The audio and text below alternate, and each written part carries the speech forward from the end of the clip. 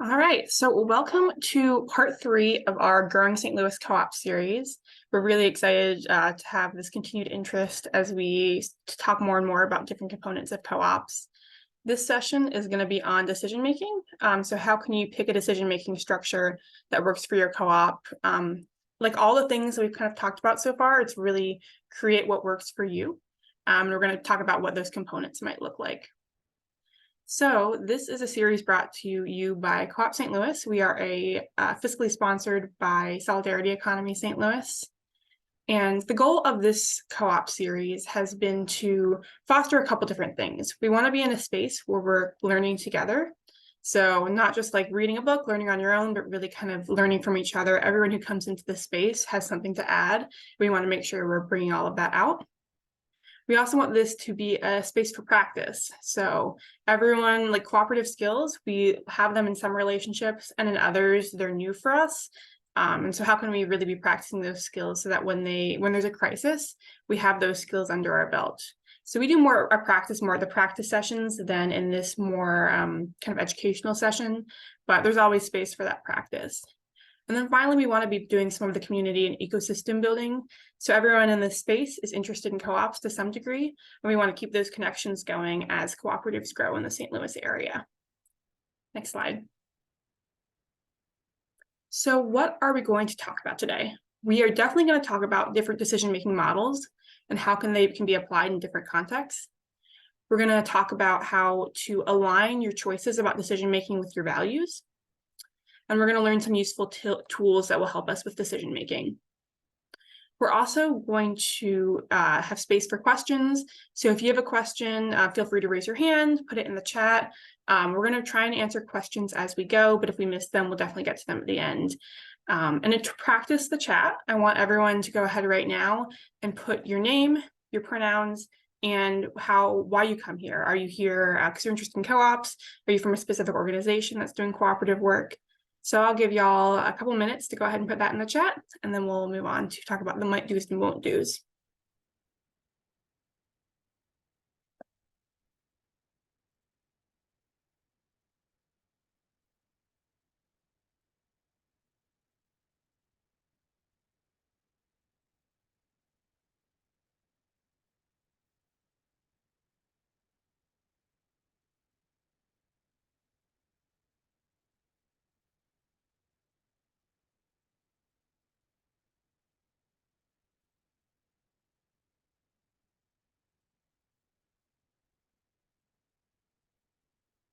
We have some of our co-op STL folks, Julia and Jenny. We've got the Sugar Witch team, always happy to see y'all.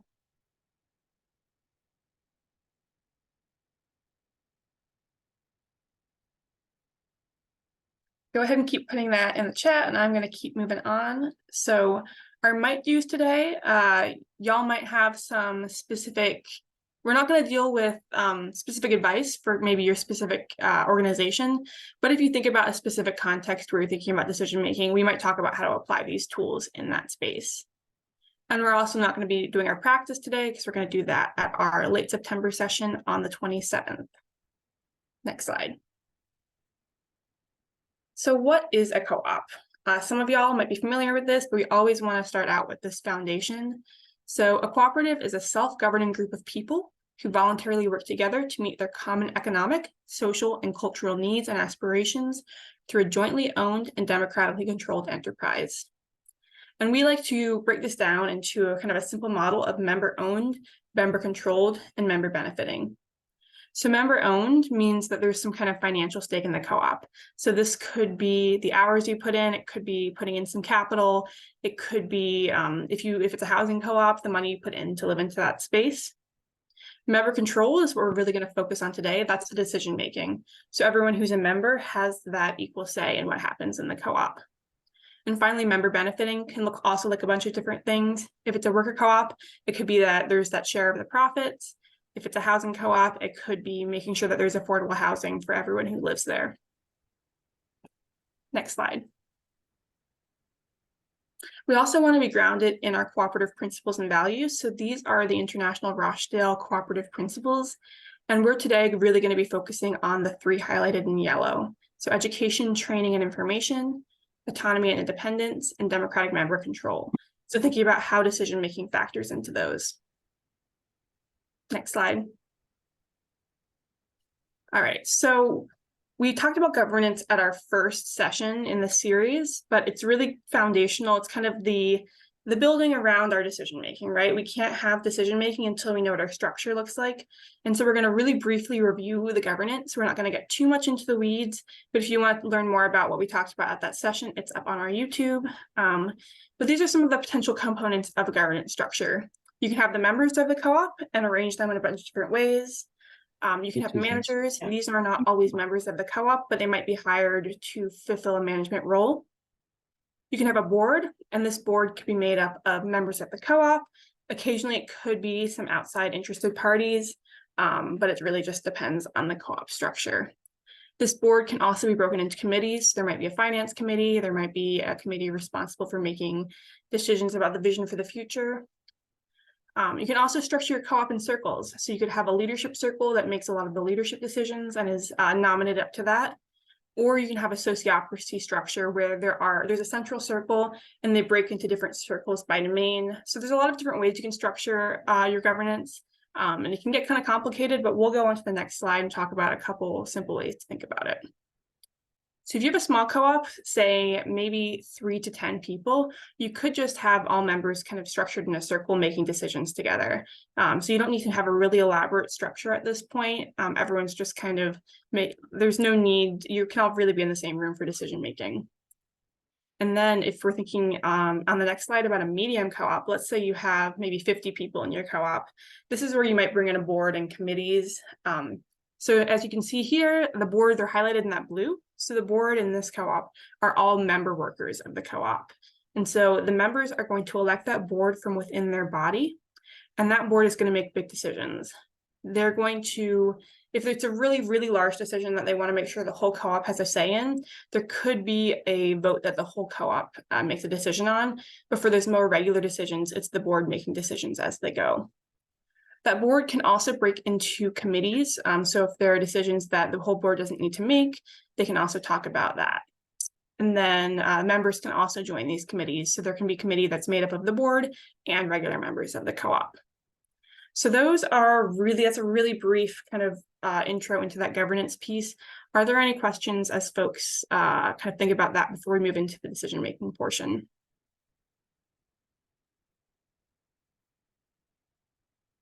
All right, well, I will hand it over to Chris then to talk about some co-ops and values. Yeah, thanks. So as with everything else with co-ops, it really matters. It always comes down to what your values are. Your values determine all the different decisions that you make and also the structure from which you make those decisions. And so what those values are could determine what aspects, for instance, of the different examples that Zandi just gave. And we go to the next slide to start talking about some of those considerations. So when you're deciding what your decision-making structure is going to be, you want to think about like what is a fair way to distribute authority, what decisions are so important that they should involve the whole membership. So from the example that Zandi gave earlier, the ones you bring before the entire membership, those could be, for example, strategic decisions. You can decide to have those be set aside for the group as a whole, possibly through, kind of a general assembly model, because there's something that involves the entire group and everyone should have some part of that decision making. And good, next slide. So some value considerations. All considerations when making the decision-making structure should be in advance. That's to avoid it being arbitrary, to make sure that everyone knows what those are, that people aren't using various forms of informal authority to push, to gather more power than you intended, right? So you want to make sure that any hierarchy that is within the organization of a cooperative, that is it necessary or legitimate? If you, for instance, have a large enough co-op that it would require, having decisions be made by a smaller body, you want to make sure that the authorities given to that body are legitimated possibly by being directly elected by the membership as a whole, and deciding, hey, what sort of choices do they make without the full buy-in? Are there ways, for instance, of recalling membership or recalling leadership if the membership as a whole doesn't feel that their interests are being best represented? Is your co-op interacting with the surrounding community ethically? So are you making decisions that, maybe, because as alluding to the earlier, some of the earlier principles of cooperatives, are you fostering, cooperation between cooperatives, interconnected with this community? Let's say, kind of alluding back to some of our conversation on budgeting, if you have surplus funding, are you making investments in things that are harmful to the community? Are you, for instance, buying a bunch of real estate or flipping properties, for instance? Like, are you investing in companies that do things that are harmful to the community? And so ultimately, the only way that you can ensure that you are feeling that you are living up to the values of your cooperative is if everyone is making that decision together, and you being intentional about the structure in which those decisions are made is the way that you do that. And what lines will you never cross? So those could be something that also you want to set up in advance. For instance, when you're writing your bylaws, like what are some things that people can agree in advance that you never want the cooperative to do, or something that would fundamentally violate the small d democratic nature of the cooperative? And are we avoiding practices that we set out to avoid in the first place? So of course we go to cooperatives because it is a form of decision making that best represents the membership, that is more democratic. It has better possibility of having a mutually beneficial relationship with the surrounding community. And despite that, if you're making decisions in certain ways, that can reproduce some of the same kind of patterns that you might find in a regular for-profit or nonprofit organization that you were trying to avoid by making the cooperative. So we'll get to the next slide. And so one concept about this is the tyranny of structurelessness. It comes back, it's a term coined by feminist theorist Joe Freeman, and it poses that a lack of formal structure can disguise the extent to which existing hierarchies are replicated, hierarchies such as race, class, or gender. So if you don't set up what sort of authorities or roles in your cooperative in advance, the distribution of power might skew in some of these ways based on these kind of social powers. So even without intending to, for instance, like cis white men might have more authority in the organization, even if that wasn't explicitly set out.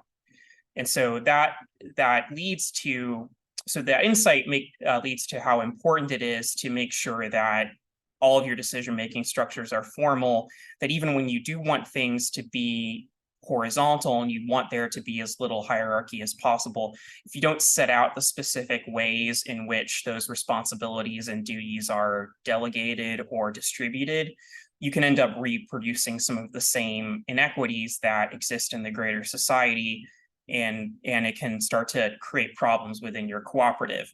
So it's why it's so important to be intentional about how you're designing those decision making, and how can you specifically account for social imbalances we talked about before, whether to take into account different living situations or income or wealth of members of the cooperative is some of the ways that you're going to budget, account for that. For instance, setting aside like emergency funds, and information and transparency can also be really important. And I wanted to use a specific example. If anyone's familiar with the ACT UP, the AIDS activism organization that started working particularly during the AIDS crisis to kind of force government and industry to pay attention to the people who were being directly affected by AIDS, and make sure that they were creating treatments as part of that. One of the divisions that arose is they had the specific treatment and data committee. It turned out that most of it was primarily made up of cis white males, and they had all of these connections increasingly more professional connections with government and industry, which started to make it so that their interests and their preferences were significantly different from the rest of the group, and it caused tension. I wanted to quote from for this example, I wanted to quote from page 98 of a really good book, Health Communism by Beatrice Adler Bolton and Artie Vierkamp. Quote, fundamentally, the issue came down to the reproduction of power, treatment and data gained professional notoriety within the medical community with their approach to scientific education. This was possible in part because the membership of treatment and data already reflected power, which was crucial in their transformation from radical outsiders to cozy insiders. As Dudley Saunders explains, this framework of HIV/AIDS activism through the lens of cis white male privilege naturally meant the structural inequity was reproduced within ACT UP itself, despite expert attempts to run the organization under egalitarian principles and with horizontal leadership. And so that's an example of how, it wasn't set aside that people in this group who tended to interact with more of the professional world that they were often at odds with were going to be made up primarily of cis white males, because the fact that that information wasn't shared broadly within the organization so that it could all benefit from it. And so that's an object lesson to make sure to both to preserve the functioning and the integrity of the organization, that you set out in advance what your decision-making structure is to avoid and account for those inequities. All right, so now we're going to talk a little bit about some of the different decision-making models that you could incorporate into your co-op structure. And so this question is, what was going to work best? And the answer is, like most answers, it's probably a mix. So we're going to talk a little bit about what these decision-making models are. But now that we've thought a little bit about kind of grounding and values, that's going to help guide which of these models might work best and how you can mix them together. So use some of them in certain contexts and other of them in other contexts, depending on the decision that you're making. So the first one that's up here is majority. So this is something that we are all pretty familiar with. That's kind of one of the pros, is that we're used to a majority vote. As long as you have maybe 6 out of 10, or if you're doing a supermajority, maybe 7 out of 10, 8 out of 10 people there, that means that the measure is going to pass. So in this context here, we have 8 members of the co-op, and 6 are saying yes and 2 are saying no. So we know that that measure passes. Another pro of this method is that it's quick, because we just have to say yes or no and vote. It doesn't take that much time. There's not as much need for discussion. And you know that most of the group is going to agree. Some of the cons of this, though, are that there can be a lack of ownership over the decision. So because a couple of people definitely aren't on board, you might have them not at all like choosing to take ownership and really moving forward with it. And even some of the yeses, there may not be that real collective ownership of what people decided. And you also might come into a context where people really feel unheard. So you could have factions where maybe 5 people really vote together all the time. And so they know that they are going to be heard every time, and they don't have to listen to the 2 or 3 people who disagree. So it can be a really useful structure in some cases, but it can also have some negatives. Next slide. So an alternative to majority is consensus. So in consensus, everyone has to give a yes. So in this context, again, we have the same 6 people saying yes and 2 people saying no, but in this context, there's not full agreement, and so the measure is going to fail. The pros of this is that everyone's voice is going to be heard, and sometimes in the conversation that we get out of consensus, you get really creative solutions. So as you're compromising and really everyone is talking about what is really important to them, you might find a solution that people didn't think of to start with. A con is that it can take time. As everyone is really sharing what they want to see, that can take a lot more time than just a vote. It can also be difficult in large groups. So if you're trying to come to consensus with 100 people, it might be a lot harder than if you're trying to come to consensus with 5 people. Next slide.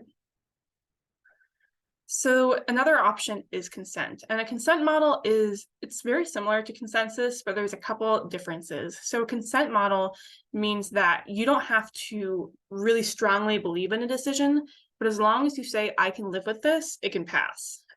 So in this context, we have 2 people who are feeling kind of middling about it. They can live with it. It's not their favorite, but that's okay.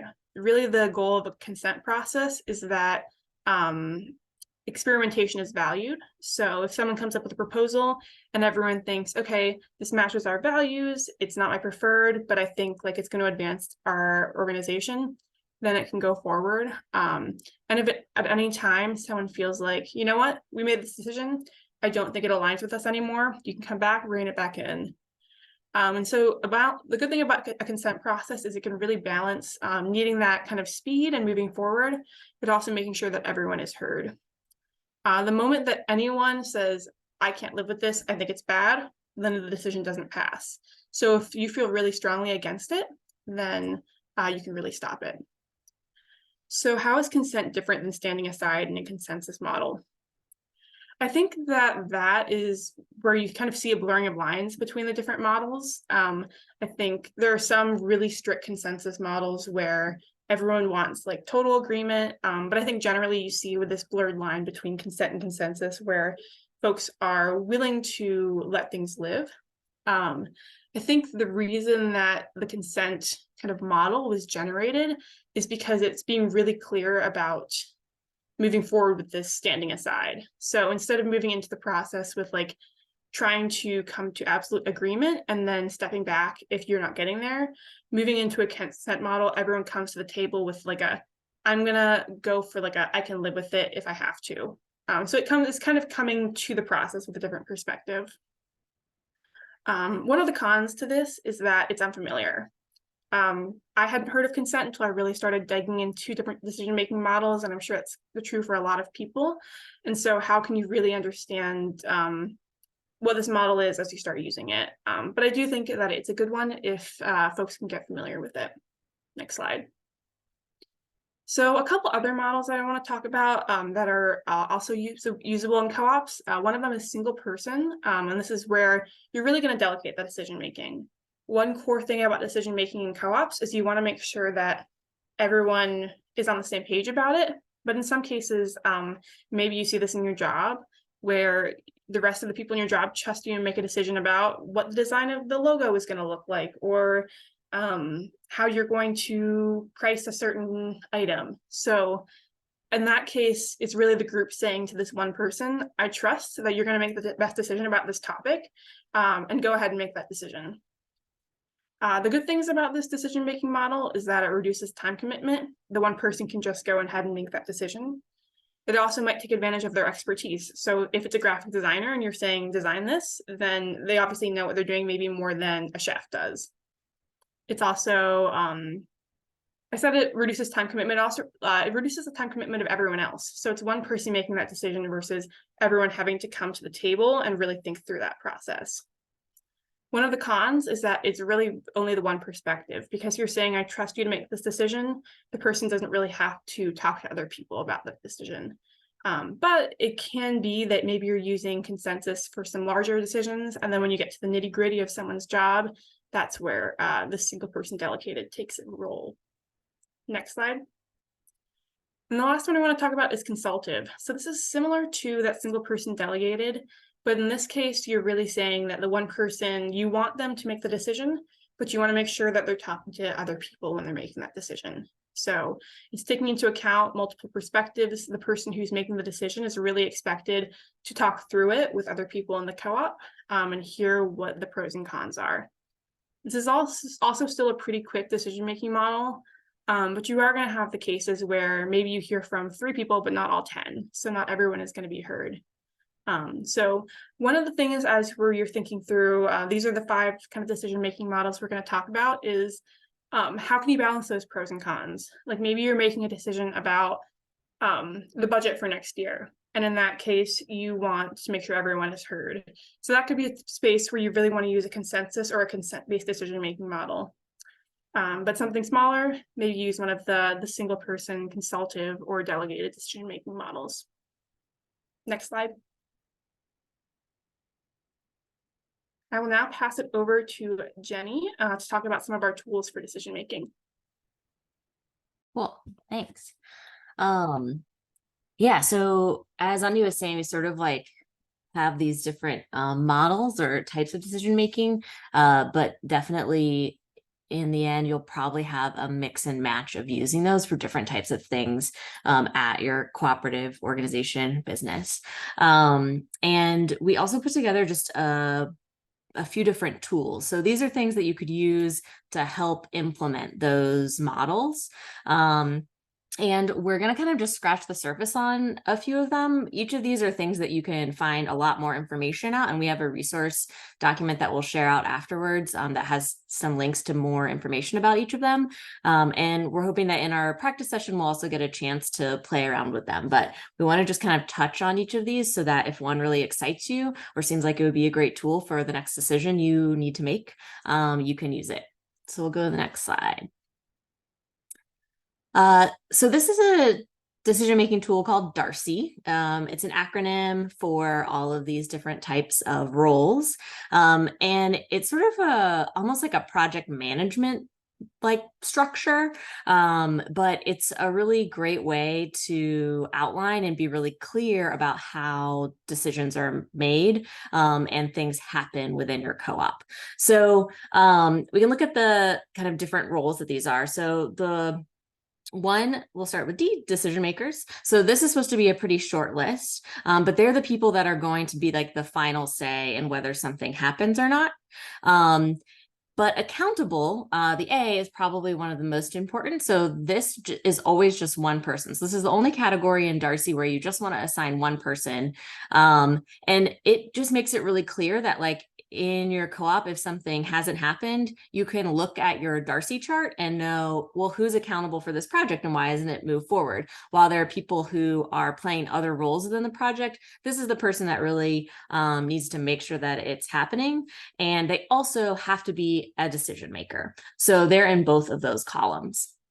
The last three categories, so the responsible, consulted, and informed, can be any number of people. So it could vary a lot depending on the size of your co-op. But your responsible are going to be the people who are actually doing the work on the project. Consulted are people that need to be talked to or consulted, right? Get their opinion about it. And then informed are people that just need to be kind of like, you know, kept in the loop, but don't need to kind of get feedback from. So when you use this system, we can go to the next slide.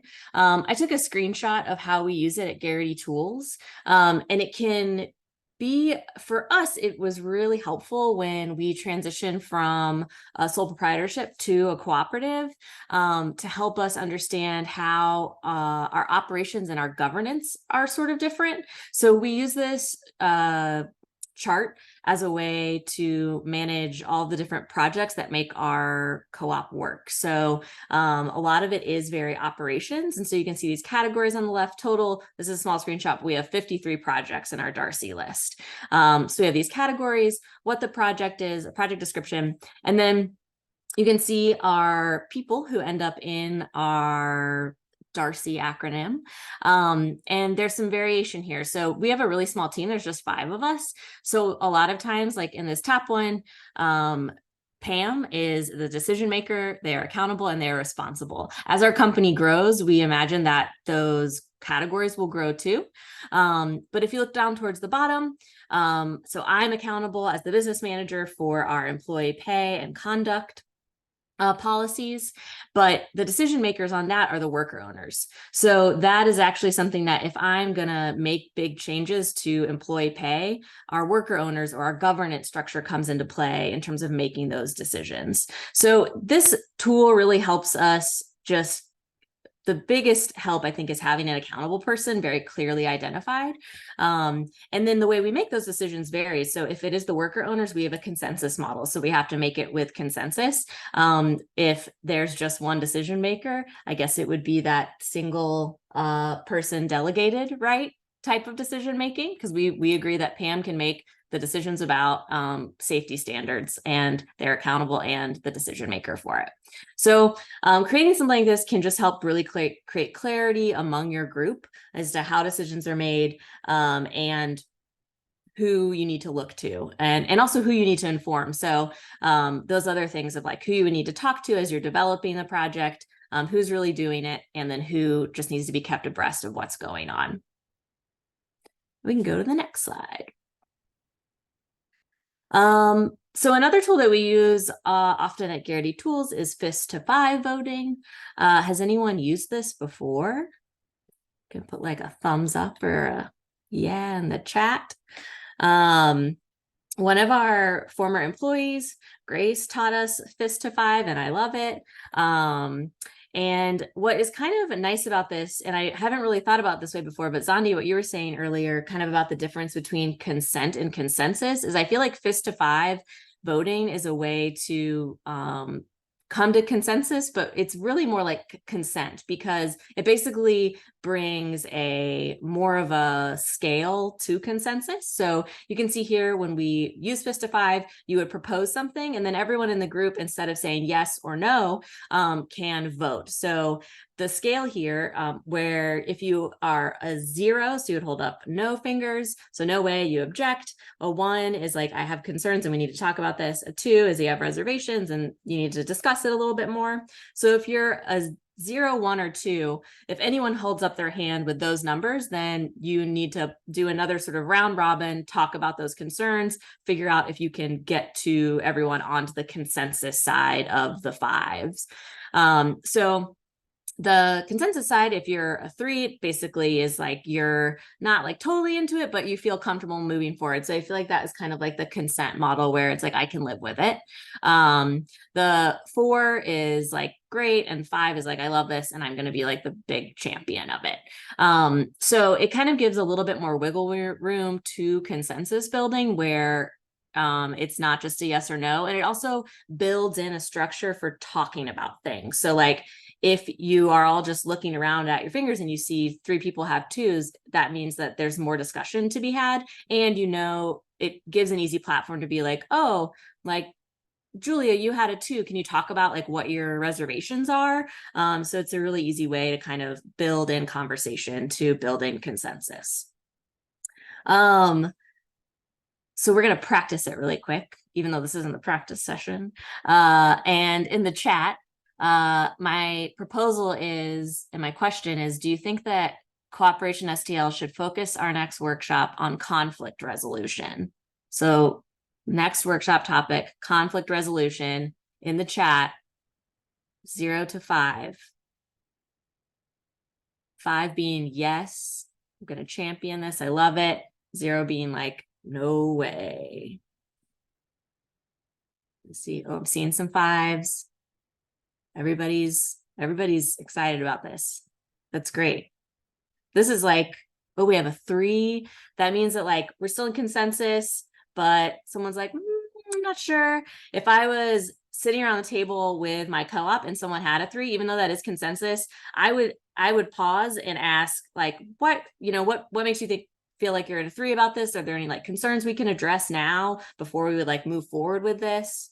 But depending on how you use the tool, you can also be like, oh, everybody's above 2. Well, we're doing it. Cool. Thank you for participating in our fist to 5. Julia, I'm going to hand it to you for some more tools. Awesome. Yeah, thanks. Keep those, thanks for participating in that, and also keep any questions or clarifications that you need going in the chat. So yeah, I'm just going to run through some more tools, and again, these are just kind of like introducing you to ideas that you can check out later.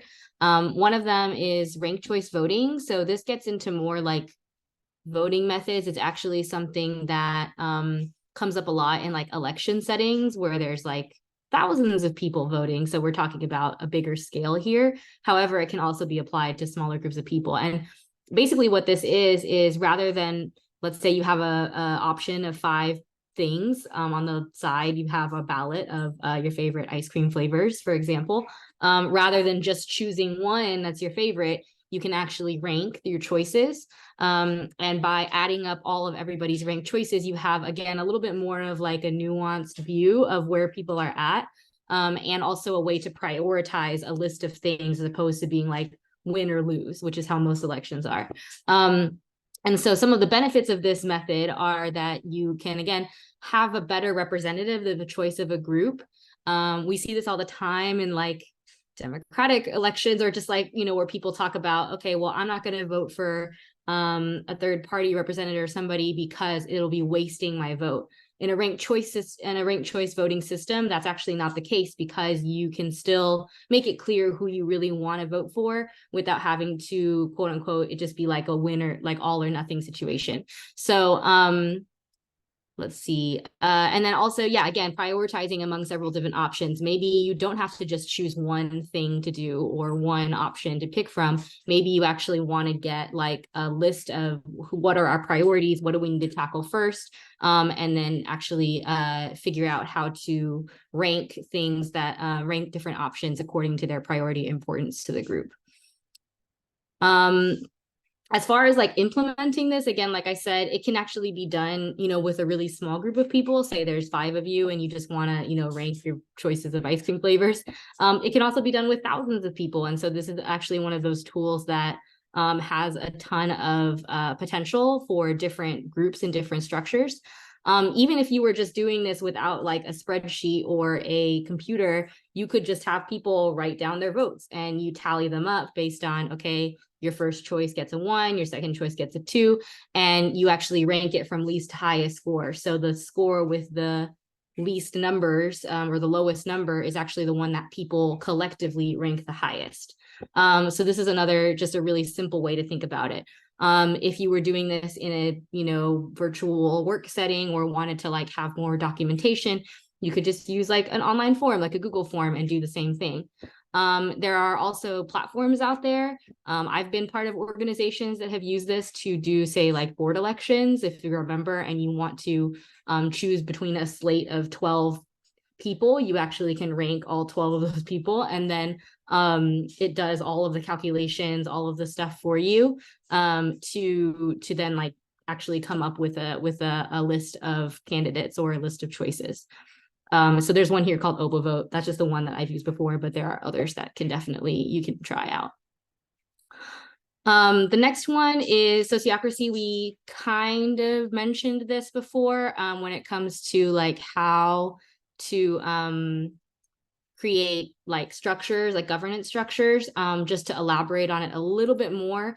Sociocracy, it's a concept that was sort of created as a way to balance these different kind of structures of, you know, something that's very hierarchical and where people aren't necessarily heard, and also having a way to the egalitarian side of it and wanting to have something that is really inclusive but might take more time. And so sociocracy is designed to kind of blend the best of both of those worlds, of finding efficient ways to make decisions in groups of people that are still inclusive and where everybody's voice is heard.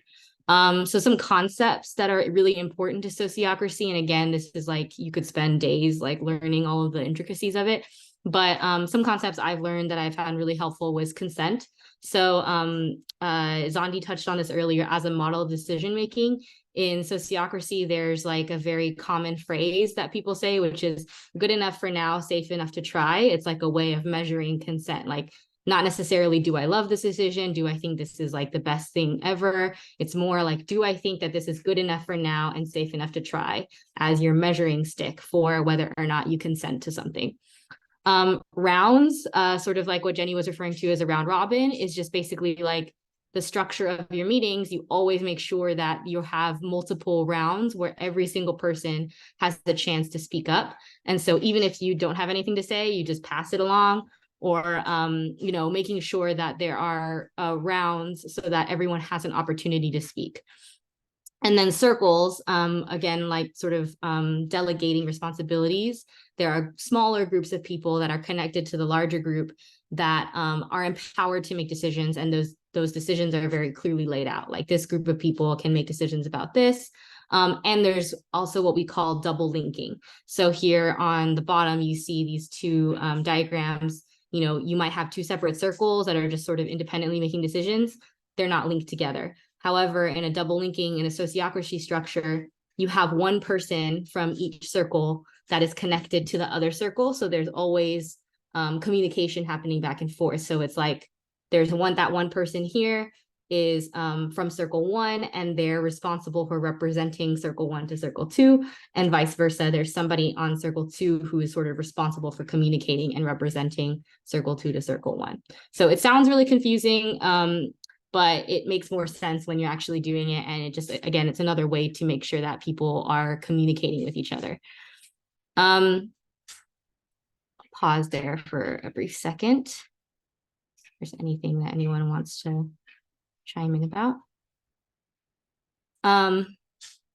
Okay, so the next one is just creating agreements. Again, this is just sort of going back to what Chris was saying earlier about structure and how important it is to have structure and have it clearly laid out.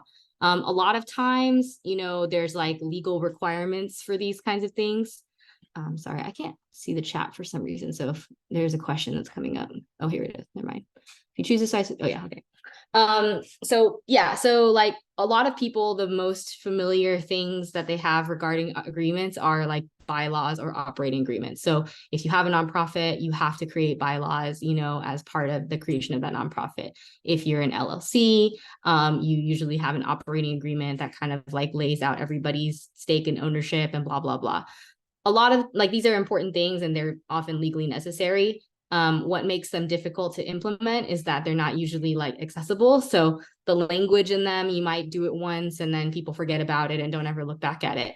I would definitely advocate for either taking the bylaws that you have and sort of breaking them down into like a more day-to-day usage to where it's like, okay, here's how this actually works. And like, here's a simpler way of understanding it, whether it's visuals or diagrams or just like easier non-legal language.